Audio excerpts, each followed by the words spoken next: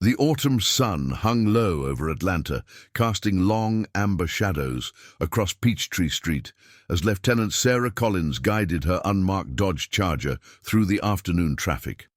The radio crackled with routine calls, nothing that required her attention, and she allowed herself a moment to appreciate the rare calm. Beside her, in the specially designed rear compartment, Max sat alert, his pointed ears tracking sounds she couldn't hear, his dark eyes watching the city slide past the window. Sarah glanced at him in the rearview mirror. 7 years they'd been partners, and she still marveled at his focus, his unwavering dedication to the work. He was more than a tool, more than a weapon in fur. He was her partner in every sense that mattered. And she trusted his instincts more than she trusted most humans she'd worked with over the years. Her phone buzzed. Dispatch, routing a call directly to her. Collins. Lieutenant, we've got a situation at the Central Public Library on Carnegie Way. Anonymous tip came in about suspicious sounds from the basement. Patrol unit responded, but they're requesting K-9 support. Something's got them spooked. Sarah frowned. The Central Library was a landmark, a massive Beaux-Arts building that had stood since 1902. She'd been there countless times as a child, wandering the stacks with her mother, losing herself in stories of adventure and mystery. The idea that something sinister might be lurking beneath those marble floors felt almost sacrilegious. What kind of sounds? The caller didn't specify, just said it sounded like someone was trapped down there. Building manager says the basement's been sealed for 15 years. No access, no maintenance. But the patrol officers say they can hear something too. We're 10 minutes out. She ended the call and looked at Max again. He was already watching her, his body tense with anticipation. He knew. He always knew when the job was about to begin. Ready to work, boy? His tail gave a single controlled wag. All business. Sarah accelerated through a yellow light and headed toward Carnegie Way. The library rose before them like a temple to knowledge, its granite facade glowing in the afternoon light. Ionic columns flanked the entrance, and wide stone steps led up to massive bronze doors that had welcomed generations of readers. But today, those doors were closed, and a small crowd had gathered on the sidewalk, held back by yellow tape and 2 patrol officers who looked relieved to see Sarah's car pull up. She parked at the curb and stepped out, immediately assessing the scene. No apparent threat, no signs of forced entry, no unusual activity, except for the cluster of confused library employees standing near the entrance, with a man in a rumpled suit who she assumed was the building manager. Max jumped down beside her, his nose already working the air, cataloging scents she could only imagine. He wore his tactical harness, black and fitted, with the Atlanta PD K-9 unit patch on the side. He looked every inch the professional he was. Officer Denise Washington approached, her hand resting on her duty belt. Sarah had worked with her before. Good cop, solid instincts, not prone to panic. Lieutenant, thanks for coming. What have we got? Washington led her toward the entrance, speaking low. Call came in about 40 minutes ago. Female voice, wouldn't identify herself. Said she was walking past the building and heard screaming from below street level. We arrived. Building manager let us in, showed us the basement door. It's in the back, behind the administrative offices. Steel door, padlocked. Looks like it hasn't been opened in years. But you heard something. Washington nodded, her jaw tight. Both of us did, Martinez and me. It wasn't screaming exactly. More like tapping, rhythmic. And then what sounded like voices, muffled, but definitely human. Martinez thought he heard someone crying. Sarah studied her face. Washington wasn't the type to spook easily. What's your read? Honestly, I don't know. Could be pipes, could be acoustics playing tricks, but my gut says someone's down there. And they've been down there a while. Sarah looked at Max. He was staring at the library entrance, his body rigid, ears pricked forward. He'd picked up on something already. "Let's take a look." The building manager introduced himself as Gerald Hoffman, a nervous man in his 50s with thinning hair and sweat stains under his arms, despite the cool weather. He wrung his hands as he led them through the grand foyer, past the circulation desk and into the labyrinth of administrative offices that most patrons never saw.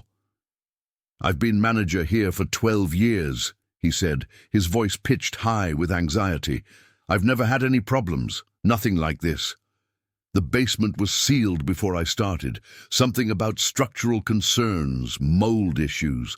The city decided it wasn't worth the cost of renovation, so they just locked it up and forgot about it." "Anyone ever tried to get in?" Sarah asked. "Not that I know of. There's only one key, and it's in my office safe. No one's touched it. Until today." "Yes. Well, the officers asked to see the door, so I showed them, but I didn't open it. I don't have the authority to authorize access to a sealed area without approval from—" "You've got my authority," Sarah cut in. "This is a potential emergency situation. Someone may be trapped down there." Hoffman swallowed hard and nodded, leading them deeper into the building. The basement door was at the end of a narrow corridor, past storage rooms and maintenance closets. It was exactly as Washington had described. Heavy steel, painted industrial grey, with a thick padlock securing a hasp that looked like it hadn't been touched in decades. Dust and cobwebs clung to the frame, and the air smelled faintly of old paper and mildew. Max's behavior changed the moment they turned into the corridor. He stopped walking and planted his feet, his body going rigid. A low growl rumbled in his chest, a sound Sarah had heard only a handful of times in their partnership. It was the sound he made when something was deeply, fundamentally wrong. "Max!" She knelt beside him, her hand on his shoulder. She could feel the tension vibrating through his muscles. "What is it, boy?" He didn't move. His eyes were fixed on the door, and his growl continued, a constant warning that raised the hair on the back of Sarah's neck. Officer Martinez, a young Latino cop with 5 years on the force, shifted uncomfortably. "He did the same thing when we brought him back here. Wouldn't go past this point." Sarah had never seen Max refuse to advance, not once in 7 years. He'd faced armed suspects, tracked fugitives through swamps and abandoned buildings, located bodies in circumstances that would haunt most humans for life. He was fearless, relentless, utterly committed to the job, but he wouldn't go near that door. "Get Hoffman," she said quietly. "Tell him to bring the key." While Martinez went to fetch the building manager, Sarah stayed with Max, studying the door. There were no visible signs of tampering, no scratches on the lock, no indication that anyone had been here recently. And yet, she pressed her ear to the steel. At first she heard nothing, then faintly, at the very edge of perception, a rhythmic tapping. 3 quick beats, then 3 slow, then 3 quick again, over and over. SOS. Her blood went cold. Hoffman returned with the key, his hands shaking so badly he nearly dropped it twice. Sarah took it from him and approached the lock, acutely aware of Max's continued growling behind her. The padlock was corroded with age, and it took several attempts to work the key into the mechanism. When it finally turned with a grinding click, the sound seemed to echo through the corridor like a gunshot. She removed the lock and reached for the door handle. It resisted at first, the hinges protesting after 15 years of disuse, but she put her shoulder into it, and the door swung open with a groan of metal on metal. A wave of cold air washed over her, carrying with it a smell that made her stomach clench. Decay, mold, something chemical she couldn't identify, and underneath it all, faint but unmistakable, the copper tang of old blood. Behind her, she heard Hoffman gag. The stairway beyond the door descended into darkness. Sarah pulled her flashlight from her belt and aimed it downward, illuminating concrete steps covered in a thick layer of dust. Except there were footprints in the dust, many of them, going both up and down. "This basement hasn't been accessed in 15 years?" she asked, her voice hard. Hoffman's face had gone grey. "That's what the records say. That's what I was told. Someone's been lying." She keyed her radio. "Dispatch, this is Collins. I need backup at the Central Library, Carnegie Way. We've got a potential crime scene. Request CSU and additional units.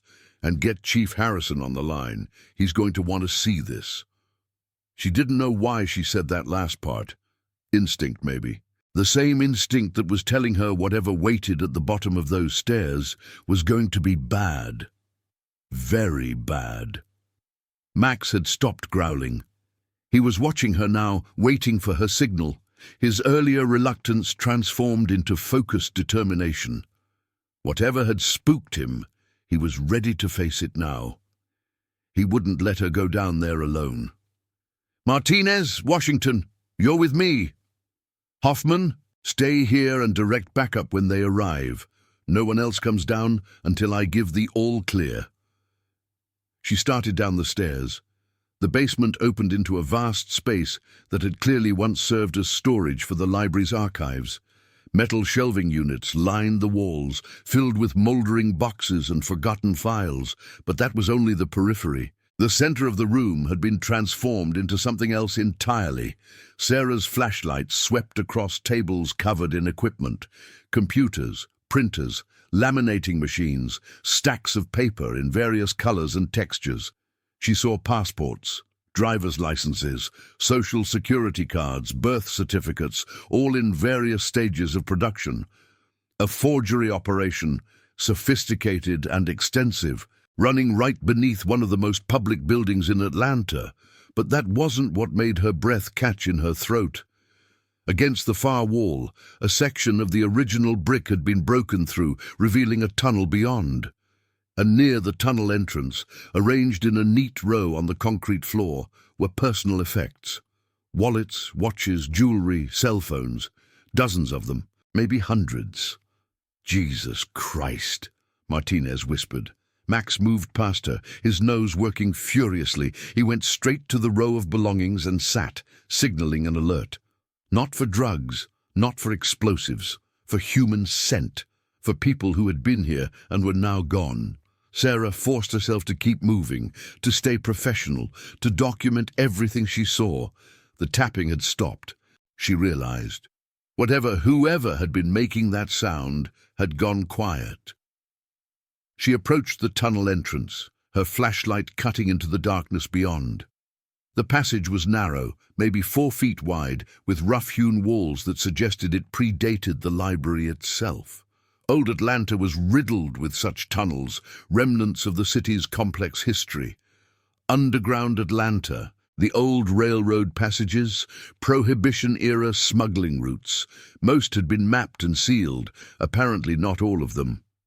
"Collins." Washington's voice pulled her back.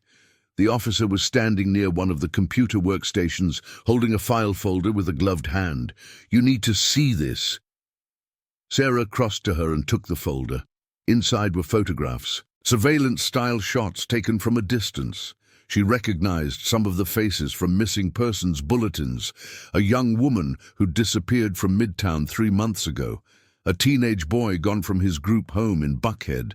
An elderly man whose family had reported him missing after he failed to return from a walk in Piedmont Park. And clipped to each photograph was a sheet of paper with detailed information. Blood type, medical history, physical measurements. The kind of data you'd need if you were.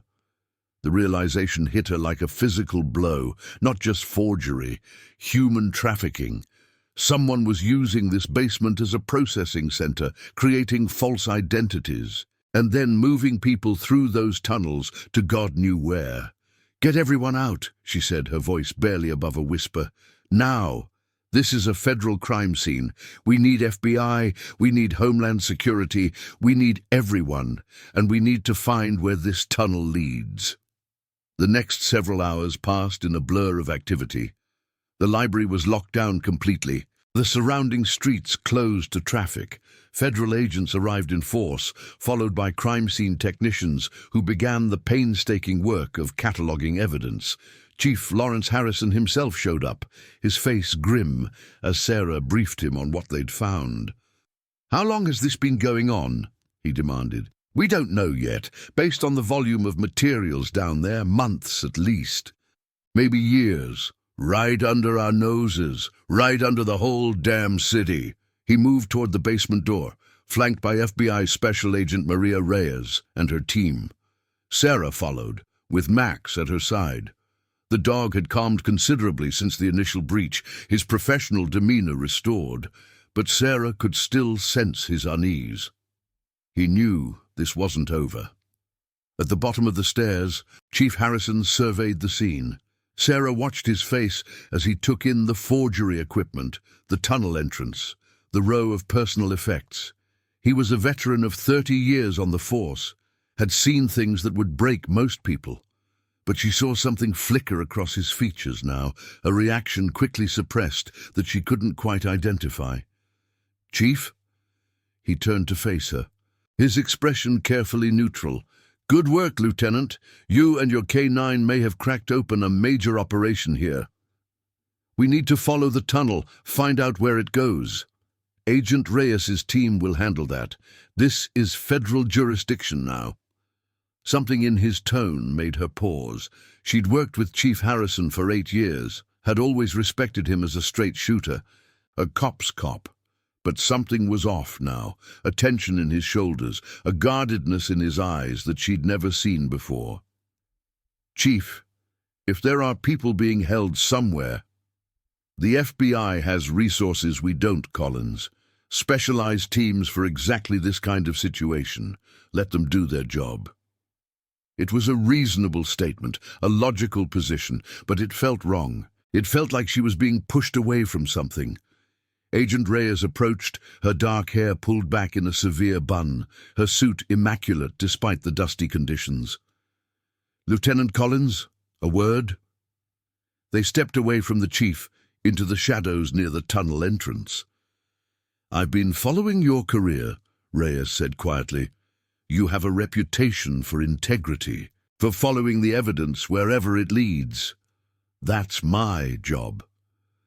Then I need you to understand something. This operation didn't run for years without protection. Someone in a position of authority was either looking the other way or actively facilitating it. Maybe someone in city government, maybe someone in law enforcement." Sarah felt cold, despite the sweat on her brow. "You're saying there's a mole. I'm saying we don't know who we can trust. Until we do, I need you to be very careful about what you share and with whom." Reyes glanced toward Harrison. "Everyone is a potential suspect. Everyone." "Including the chief of police?" Reyes didn't answer. She didn't have to. Sarah left the library as evening settled over the city, the golden afternoon light giving way to the grey-purple of dusk. Max walked beside her, his energy spent, but his alertness undiminished. He'd worked harder in the past few hours than in any single day she could remember, tracking scents through the basement, alerting on evidence that the technicians might have missed, doing the job he was born to do. She loaded him into the car and sat behind the wheel for a long moment, staring at the library's facade without really seeing it. Her mind was churning, turning over the pieces of the puzzle, trying to make them fit. A major human trafficking operation running beneath a public library, sophisticated forgery capabilities, tunnels that could lead anywhere in the city, and the possibility that someone in her own department was complicit. She thought about Harrison's reaction, the flash of something in his eyes that she couldn't name. Fear, recognition, guilt. Her phone buzzed, a text from a number she didn't recognize. "Watch your back, Collins. Some doors should stay closed." She stared at the message, her pulse quickening.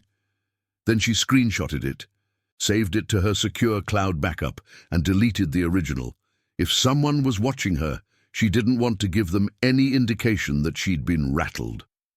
Max whined softly from the back seat, sensing her tension. "It's okay, boy," she murmured, starting the engine. "We're just getting started." The next morning, Sarah arrived at the precinct before dawn. She'd barely slept, her mind too active to rest, replaying the events of the previous day on an endless loop. She dreamed of tunnels, of darkness, of faces in photographs who stared at her with accusing eyes. "Where were you?" they seemed to ask. "Why didn't you find us sooner?" She went straight to her desk and pulled up the missing persons database, cross-referencing the names from the photographs she'd seen in the basement. The results chilled her. 17 confirmed missing persons from the Atlanta metro area over the past 3 years, all matching the profiles in those files.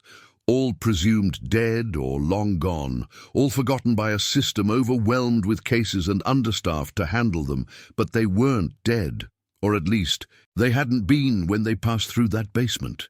Where they were now was another question entirely. Her desk phone rang. She grabbed it without checking the caller ID. "Collins. Lieutenant, it's Agent Reyes. We need to meet. Somewhere private." "What's happened?" "The tunnel. We followed it for almost 2 miles. It comes up in a warehouse district near the railroad yards. The property is owned by a shell company that we're still trying to trace, but—" She paused. "We found something. Something you need to see. I'll be there in 20 minutes. The warehouse was a massive structure of corrugated metal and aging brick, surrounded by a chain-link fence topped with razor wire. Sarah pulled up to find a small army of federal vehicles already on scene, agents moving in and out with purposeful efficiency. Reyes met her at the entrance, her face drawn and tired. She'd clearly been here all night. "Before we go in, I need to prepare you," she said. "What we found in there, it's not easy to look at. I've seen crime scenes before. Not like this." She led Sarah through a loading dock, past rooms filled with crates and machinery, until they reached a section at the back of the building that had been converted into living quarters. Living quarters was perhaps too generous a term. Cells was more accurate. A dozen small rooms lined a narrow corridor, each one barely large enough for a cot and a bucket. The walls were bare concrete, the doors heavy steel with sliding panels that allowed observation from outside. Most of the cells were empty, their occupants long gone, but 3 were not. Sarah stopped in front of the first cell, her heart climbing into her throat. Inside, sitting on the cot with her knees drawn to her chest, was a young woman in her 20s. She had dark hair, brown eyes, and a face that Sarah recognized from one of the photographs. Elena Vasquez, reported missing 14 months ago. Her family had given up hope. "She was still here," Sarah whispered. "She was alive all this time." Her and 2 others, a man in his 60s and a woman around 40. They were left behind when the operation was evacuated. Evacuated? Reyes nodded grimly. "Whoever was running this knew we were coming. They cleared out within hours of your initial discovery. These 3 were deemed too weak or too risky to move. They were left to die." Sarah forced herself to look at Elena, to see the gauntness of her cheeks, the hollows around her eyes, the way she flinched at every sound. 14 months in this place. 14 months of God knew what kind of horror. Where were they taking them, the others? We're still piecing that together. Based on the documentation we've recovered, it looks like a multi-stage operation. Forge identities, move subjects through the tunnels, hold them here for processing, then transport them out of state. Final destinations varied. Labor camps, domestic servitude, overseas buyers. Depends on the subject's value. Value, as if human beings were commodities to be bought and sold. And the people running this? Ghosts. No fingerprints, no DNA that we can trace, no useful images on the security cameras we've recovered. These were professionals, Lieutenant, well-funded, well-organized, and extremely careful. "They had help," Sarah said. Someone tipped them off about the raid. Reyes's expression darkened. That's our assessment as well. Which means the leak could be anywhere. My agency, your department, city government. We're running a quiet investigation, but we have to be careful. One wrong move, and whoever is helping them will disappear, along with any chance of bringing down the whole network. What do you need from me? Keep working this from your end. You have access to local sources that we don't, connections in the community, but watch yourself. These people have already shown they're willing to kill to protect their operation. If they see you as a threat. She didn't finish the sentence. She didn't need to. Sarah spent the next several days in a state of heightened alertness, jumping at shadows, scrutinizing every interaction for signs of deceit. Max picked up on her tension and mirrored it, his demeanor shifting from his usual calm confidence to something more watchful, more protective. She dug into the case with obsessive focus, pulling records, tracking financial transactions, interviewing anyone who might have useful information. The shell company that owned the warehouse led to another shell company, which led to a network of offshore accounts that the FBI's Financial Crimes Unit was still trying to untangle. But amid all the dead ends and false leads, a pattern began to emerge. Several of the forged documents recovered from the library basement bore the same distinctive watermark, a subtle flaw in the paper that suggested a common source. Sarah tracked that source to a printing supply company in Decatur, one that had been cited 3 years ago for regulatory violations, but had somehow avoided serious consequences. The company's CEO was a man named Victor Ashworth, a prominent Atlanta businessman with ties to real estate development, charitable foundations, and political campaigns at the state and local level. He donated generously to the mayor's last election bid. He'd served on committees with city council members. He'd been photographed shaking hands with Chief Harrison at a fundraiser for the Police Benevolent Association. Sarah stared at those photographs for a long time, her mind racing. Connection didn't mean complicity. Ashworth moved in circles where knowing important people was part of the job. Half the business elite of Atlanta probably had similar photos in their files. But the timing nagged at her, the way he'd avoided consequences for those violations, the paper trail that led directly to his company. She needed more evidence before she could move, but she was getting closer. She could feel it. On Thursday evening, she took Max to Piedmont Park for their usual training session. It was a routine they'd maintained for years, a chance to keep his skills sharp and strengthen their bond outside the pressures of active duty. She set up scent targets around a designated area and let him work, watching with pride as he located each one with unerring accuracy. They were finishing up when she noticed a man watching them from a bench near the dog park. He was middle-aged, well-dressed with silver hair and a face she didn't recognize. He made no move to approach, simply sat and observed as she put Max through his paces. When they started toward the parking lot, the man rose and intercepted them. "Lieutenant Collins, a moment of your time."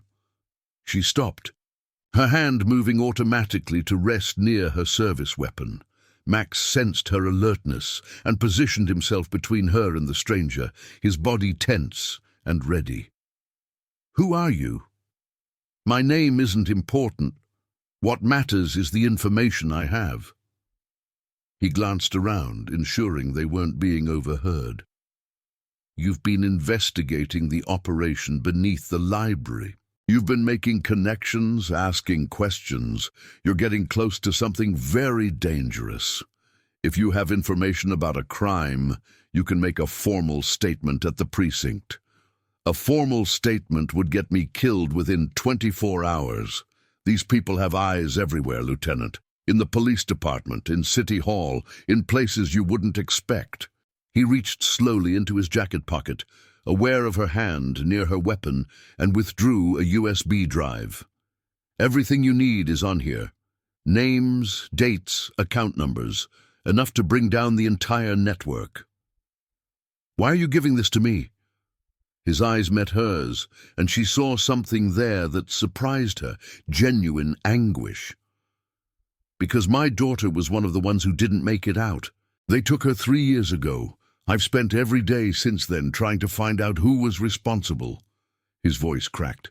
"I found out, and now I want to see them burn." He pressed the drive into her hand and walked away before she could respond, disappearing into the growing darkness of the park.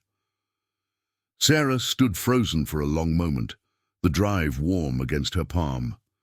Max whined softly, nudging her leg.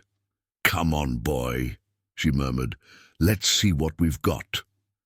She drove to a 24-hour diner on the outskirts of the city, one she'd never visited before, and used their public Wi-Fi to examine the drive's contents on a tablet she kept for sensitive work. What she found made her blood run cold.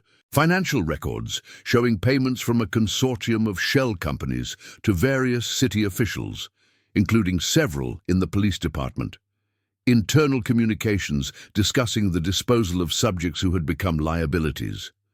Surveillance photographs of potential targets, complete with assessments of their value and vulnerability, and at the center of it all, referenced again and again in coded language that the unknown informant had helpfully decoded, Victor Ashworth. But Ashworth wasn't the top of the pyramid. The documents referenced someone else, identified only as the patron, who provided political protection and strategic guidance in exchange for a percentage of the profits. The patron's identity was never explicitly stated, but the context made it clear. Someone with significant influence in Atlanta's power structure, someone who could make problems disappear and ensure that investigations went nowhere. Sarah scrolled through the files, her jaw tight, until she found what she'd been dreading: a list of assets within the Atlanta Police Department, officers on the payroll who provided information, warned of raids, and occasionally disposed of evidence.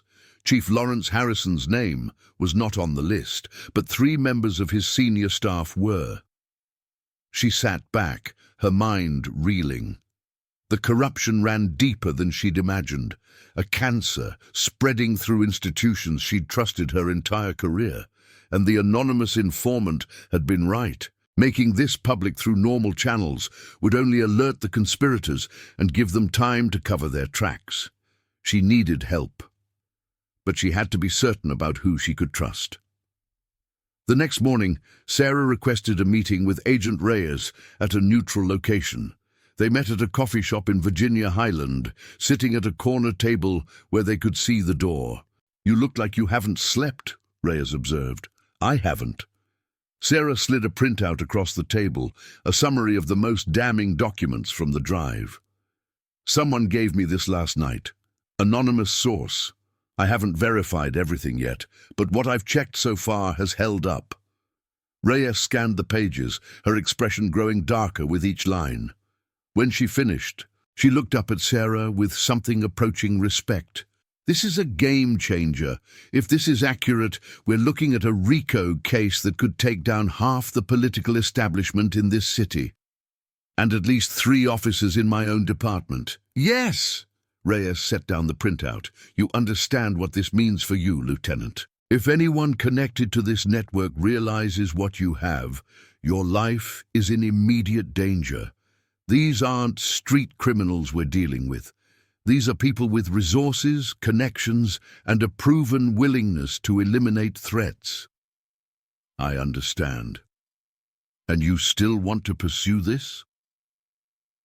Sarah thought about Elena Vasquez, sitting alone in that cell for 14 months. She thought about the faces in those photographs, people with families who loved them, who had been ripped from their lives and sold like livestock. She thought about the unknown informant's daughter who hadn't made it out. "I don't have a choice," she said quietly. "If I walk away from this, what am I? What kind of cop? What kind of person?" Reyes studied her for a long moment, then nodded slowly. "All right, then we do this together, but we do it carefully by the book, with redundant safeguards at every step. One mistake, and we lose everything." They spent the next 2 hours developing a strategy, mapping out the network of corruption, identifying potential allies within law enforcement who could be trusted. The plan was complicated but thorough. Build an ironclad case, secure simultaneous warrants for all major suspects, execute a coordinated takedown that would leave no time for anyone to escape or destroy evidence. It would take time, weeks, maybe months, and every day would be a risk. When they parted, Reyes gripped Sarah's hand firmly. "Watch your back, Lieutenant, and watch that partner of yours. Dogs have a way of sensing danger before it arrives." Sarah drove home through streets that suddenly felt unfamiliar, hostile. She found herself checking her mirrors obsessively, scanning faces for signs of recognition or threat. This was what it meant to be hunted, she realized. This was what those trafficking victims must have felt every day. Max was waiting when she came through the door, his tail wagging despite the tension he clearly sensed in her body language.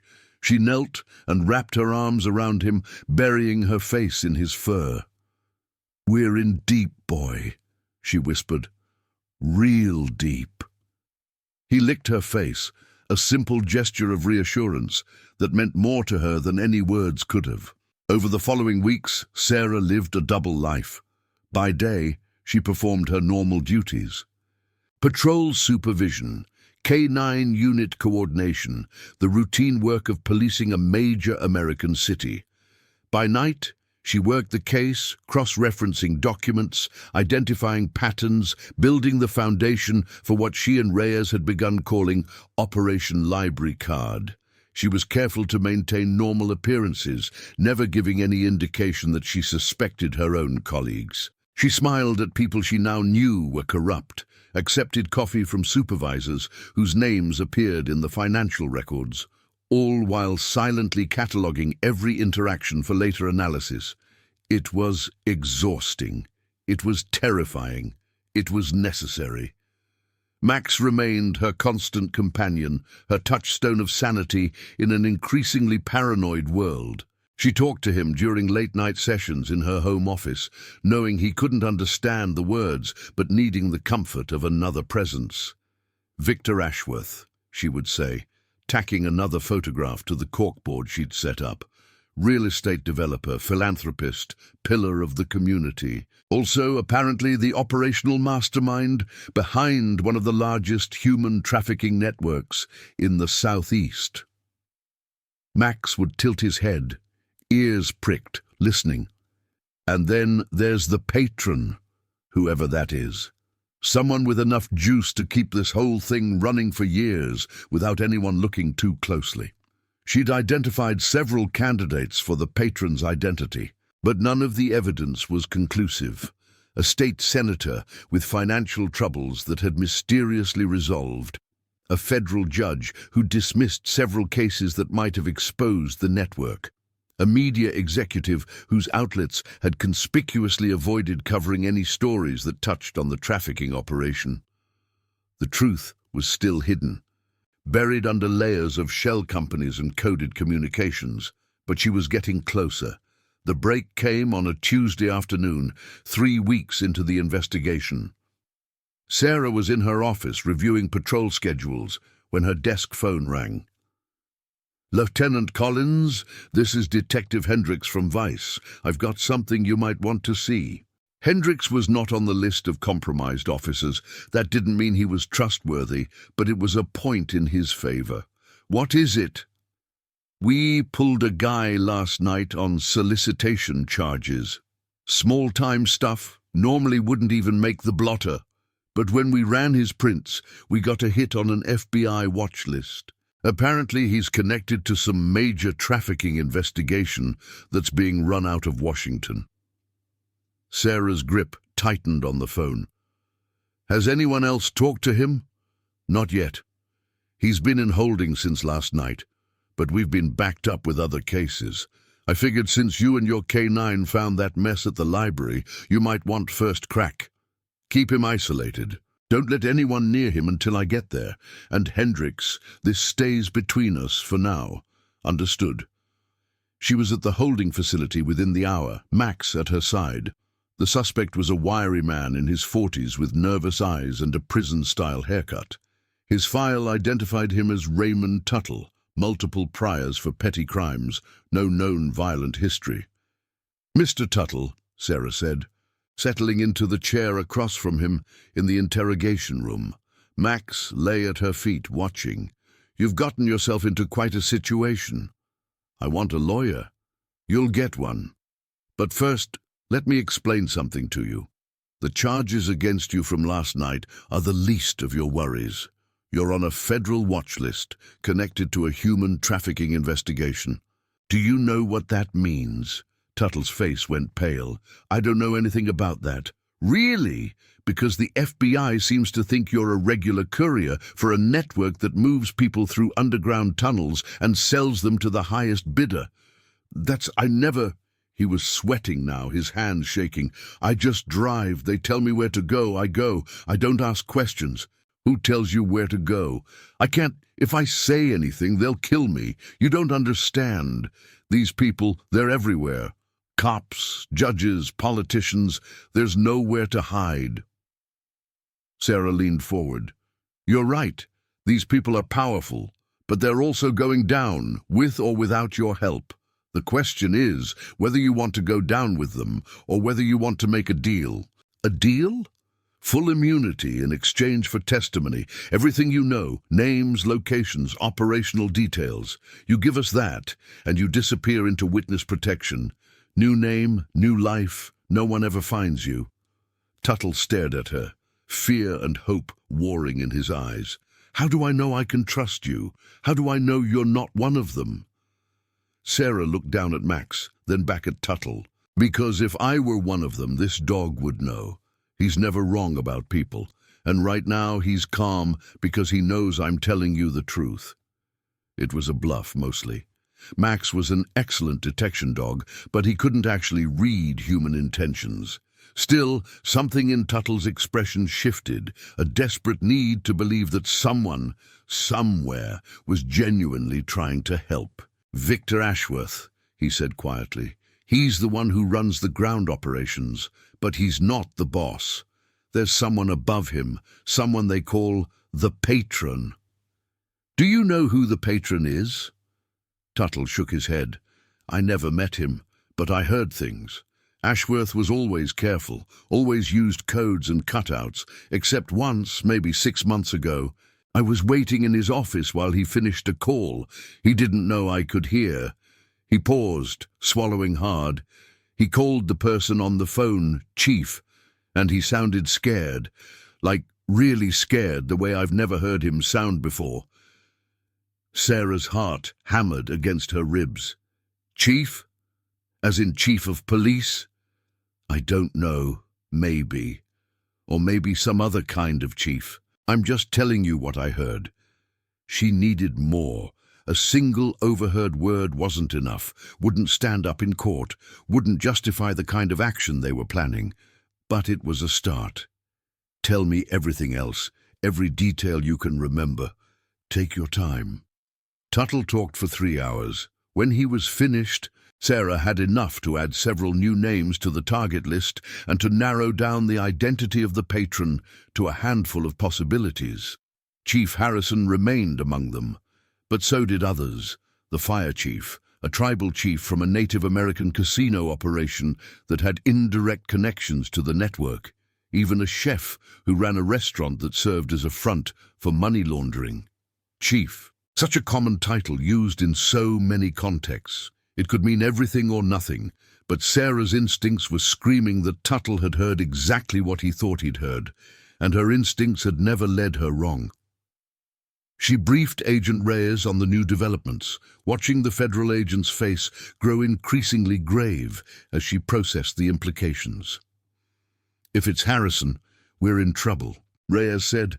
"He has access to everything. Our investigation, our communications, our personnel. One wrong move and he could burn us before we even get close." "Then we don't make any wrong moves. We keep building the case, keep everything compartmentalized, and when we're ready to strike, we do it so fast he won't have time to react." And if it's not Harrison? If we've been chasing a ghost while the real patron watches from somewhere, we're not even looking. Sarah thought about it. Then we take down everyone else and hope the trail leads us to whoever's left standing. It wasn't a satisfying answer, but it was the only one she had. The weeks that followed were a masterclass in patience and paranoia. Sarah continued her normal duties while quietly coordinating with Reyes and a small team of vetted federal agents, each one selected for their clean records and distance from any potential source of compromise. They tracked financial flows, interviewed witnesses, built dossiers on every suspected member of the network. Ashworth remained at the center, his company's records revealing a web of suspicious transactions that grew more damaging by the day. They identified the warehouse where Elena Vasquez and the others had been held as the property of one of his shell companies, rented through a series of intermediaries designed to obscure the connection. But the patron remained elusive, a shadow presence who touched every aspect of the operation without ever leaving a clear fingerprint, until one night when everything changed. Sarah was at home, reviewing surveillance photographs from a stakeout of Ashworth's primary residence when her phone buzzed with a text from an unknown number. "The library, midnight, come alone, bring the dog." She stared at the message, her mind racing through possibilities. A trap, a contact with information, someone testing her loyalty. The smart move was to ignore it, to report the message to Reyes and let the federal team handle whatever this was. But something told her that the answer she'd been seeking was waiting in that basement, in the place where all of this had begun. She looked at Max, who was watching her with his usual attentive expression. "What do you think, boy? Ready for one more trip to the library?" His tail wagged once. That was enough. The library was dark and silent as Sarah approached, the massive building reduced to a looming shadow against the city lights. Yellow tape still marked the entrance as a crime scene, though the active investigation had moved elsewhere weeks ago. She parked a block away and approached on foot, Max moving silently beside her. Her service weapon was drawn, her senses on high alert. If this was a trap, she wanted every possible advantage. The side entrance was unlocked, as if someone had been expecting her. She slipped inside and made her way through the familiar corridors, past the administrative offices, toward the basement door. It stood open, a rectangle of darkness that seemed to pulse with hidden significance. She descended the stairs with Max in the lead, his nose working, his body tense but controlled. The basement was exactly as she remembered, the tables, the equipment, the tunnel entrance. But someone had added something new. In the center of the room, illuminated by a single battery-powered lantern, sat a chair. And in the chair, bound and gagged, was Chief Lawrence Harrison. Sarah froze, her weapon trained on the darkness beyond the lantern's glow. "Show yourself." A figure stepped into the light, male, tall, well-built, wearing a tailored suit and the confident expression of someone accustomed to power. Sarah recognized him from photographs, from society pages and political newsletters. Victor Ashworth. "Lieutenant Collins, thank you for joining us. What is this? A reckoning?" Ashworth gestured toward Harrison, who was struggling against his bonds, his eyes wide with terror above the gag. "You've been investigating me for weeks. You've assembled an impressive amount of evidence. But you've been operating under a fundamental misconception, which is that Chief Harrison is the patron." Ashworth smiled, a cold expression that never reached his eyes. "He's not. He's just another pawn, another useful idiot who thought he was part of something bigger. I've been using him as a cutout for years, letting him believe he had power when really he was just a buffer between me and any potential investigation." Sarah kept her weapon steady, her mind racing. If Harrison isn't the patron, who is? "I am, Lieutenant. I've always been. The patron was a fiction I created, a phantom to chase so that no one would look too closely at the man hiding in plain sight." He spread his arms, encompassing the basement, the tunnels, the entire network of corruption that radiated outward from this place. Everything you've uncovered, everything you think you know, it all comes back to me. And now it's time for that chapter to close. You're confessing. I'm explaining. There's a difference. He reached into his jacket, and Sarah's finger tightened on the trigger. But he didn't produce a weapon. Instead, he pulled out a small device, something electronic with a single red button. In approximately 30 seconds, my associates are going to enter this building. You can try to shoot me, but you won't get far. Or you can listen to my proposal. What proposal? Walk away, take your dog, forget everything you've learned, and go back to your life. In exchange, I'll leave you alone. I'll even make sure you get a commendation for your work on the initial discovery, a nice boost to your career. Everyone wins. Sarah looked at Harrison, at the terror in his eyes. She looked at the tunnel entrance, at the tables still cluttered with equipment. She thought about Elena Vasquez, about the faces in those photographs, about the anonymous informant whose daughter hadn't made it out. No. Ashworth's smile faded. I'm sorry. I said no. There's no version of this where I walk away and let you keep destroying lives. Whatever happens next, that's not an option. For a long moment, Ashworth simply stared at her.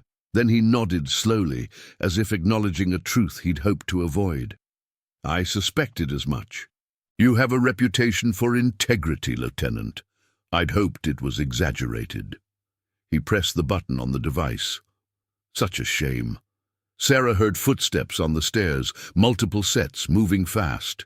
She backed toward the tunnel entrance, Max at her side, her weapon covering the doorway. 3 men appeared, armed with automatic weapons, their faces hard and professional. Ashworth's associates. Whoever they were. Mercenaries, maybe, or ex-military, not the kind of people she could take in a straight firefight. Killer, Ashworth said casually. But do it quietly. We don't want to attract attention. The lead gunman raised his weapon, and Max exploded into motion. Sarah had seen him work 1,000 times, had marveled at his speed and precision and the perfect economy of his movements. But she'd never seen anything like this. He covered the distance to the lead gunman in a blur, 70 pounds of muscle and fury, launching through the air with a force that drove the man backward into his companions. The weapon discharged wildly, bullets sparking off the concrete ceiling as Max's jaws closed on the gunman's arm and twisted with devastating effect. The scream that followed was primal, inhuman. Sarah didn't hesitate. She dropped to one knee and fired twice, taking out a second gunman who was trying to bring his weapon to bear. The third man panicked, turning to flee up the stairs.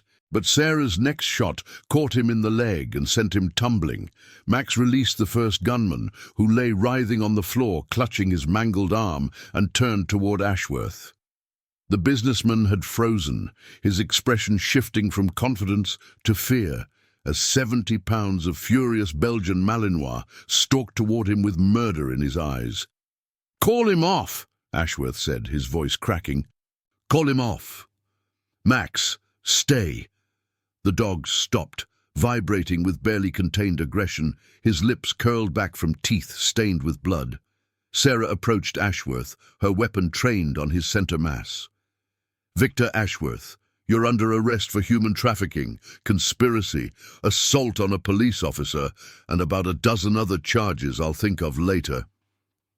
"You can't do this. I have connections, resources, lawyers who will... You have the right to remain silent. I suggest you use it." She had him face down on the concrete, hands cuffed behind his back, when the cavalry arrived. Agent Reyes led the team, her expression a mixture of relief and disbelief as she surveyed the scene. "How did you know?" Sarah asked. "We had a tracker on your vehicle. When you went dark and headed toward the library, I figured something was going down." She looked at Ashworth, then at the wounded gunman, then at Max, who was sitting calmly beside Sarah as if nothing had happened. "Looks like you had it handled. Couldn't have done it without my partner." Reyes knelt to examine Harrison, who was still bound in the chair, tears streaming down his face. "What about him?" "He's dirty, but he's not the patron." Ashworth confirmed it. Harrison was just another tool. Then who? Ashworth. It was always Ashworth. The patron was a fiction, a misdirect to keep us chasing shadows. Sarah looked at the man on the floor, this pillar of the community who had built his fortune on human misery. He thought he was untouchable. He thought wrong. Did you? The arrest of Victor Ashworth sent shockwaves through Atlanta's power structure. In the weeks that followed, the network he had built collapsed like a house of cards. Politicians resigned, executives were indicted, and the full scope of the operation was finally revealed. Hundreds of victims over more than a decade, trafficked through those underground tunnels to destinations across the country and around the world. Chief Harrison was among those arrested, charged with corruption and obstruction of justice. He wept during his perp walk, a broken man who had traded his integrity for scraps of power and found himself with nothing. Sarah testified before grand juries and congressional committees, laying out the evidence she and Reyes had assembled. She was offered promotions, commendations, interview requests from every major news outlet. She declined them all. "I didn't do this for recognition," she told Reyes when the federal agent asked why. "I did it because it was right, that's all." On a clear autumn morning, 2 months after Ashworth's arrest, Sarah took Max to Piedmont Park for their usual training session. The leaves were turning gold and red, and the air carried the crisp promise of winter. She worked him through his drills, praising each successful alert, taking joy in the simple rhythm of their partnership. When they finished, she sat on a bench and let him rest beside her, his head on her lap, his dark eyes gazing up at her with uncomplicated devotion. "You saved my life, you know," she said quietly, scratching behind his ears. "Again, I'm starting to lose count." His tail wagged lazily. "You're not even impressed with yourself, are you? Just another day at the office." A woman approached, young, thin, with dark hair and eyes that still carried shadows. Elena Vasquez. Sarah had kept in touch with her during the trial preparations, had watched as she slowly rebuilt her life with the help of victim services and a therapist who specialized in trafficking survivors. "Lieutenant Collins, I hoped I'd find you here." Sarah stood, and before she could speak, Eleanor threw her arms around her in a fierce hug. "Thank you," the young woman whispered. "Thank you for not giving up." Sarah hugged her back, blinking against the sudden sting in her eyes. "How are you doing?" "Better. Some days are harder than others, but better." Elena released her and knelt to pet Max, who accepted the attention with his usual dignity. "And thank you too, hero. You were the first good thing I saw when they brought me out of that place. I'll never forget it." Max licked her hand, and Elena laughed, a sound that spoke of healing in progress.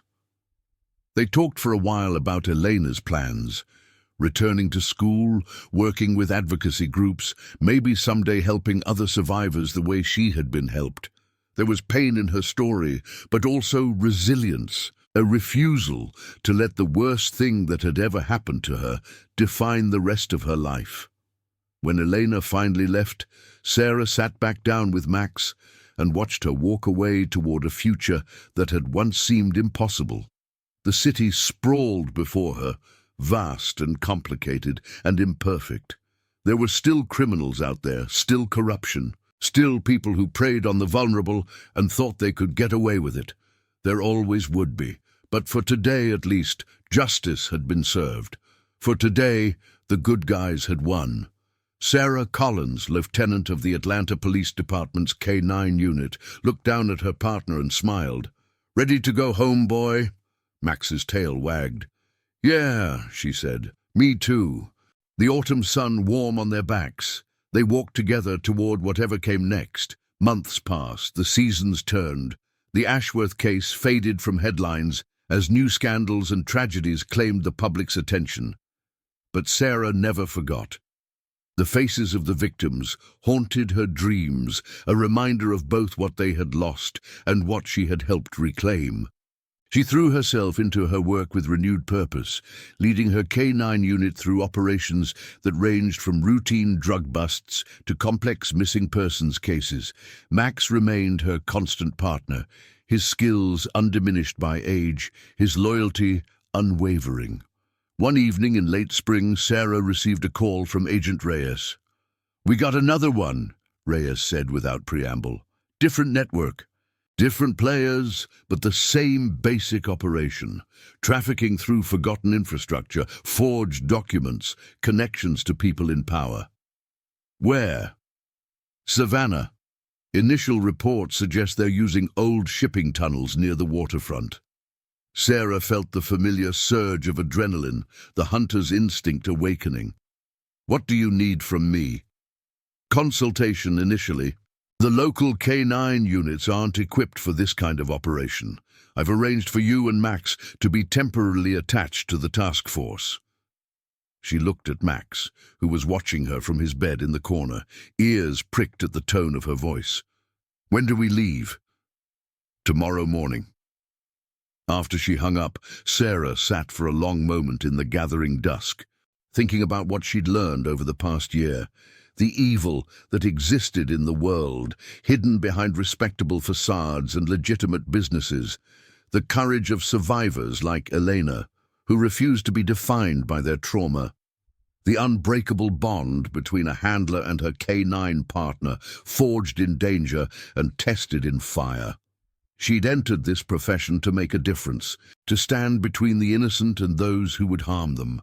Along the way, she discovered just how high the stakes could be and just how much she was willing to sacrifice.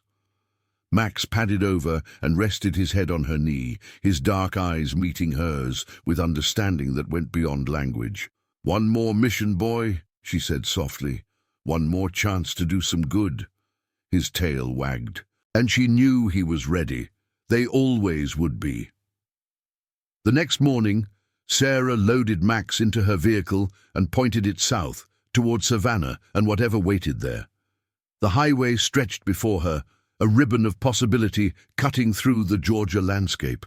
She didn't know what challenges lay ahead, what dangers they would face, what sacrifices might be required. But she knew one thing with absolute certainty. She and Max would face it together, as they always had, as partners, as family. The sun rose higher, burning off the morning mist, and Atlanta receded in her rear-view mirror. Ahead, a new case waited, a new chance to make a difference, a new chapter in the story of a woman and her dog who refused to look away from injustice, no matter where it hid. Lieutenant Sarah Collins pressed the accelerator and drove toward the light.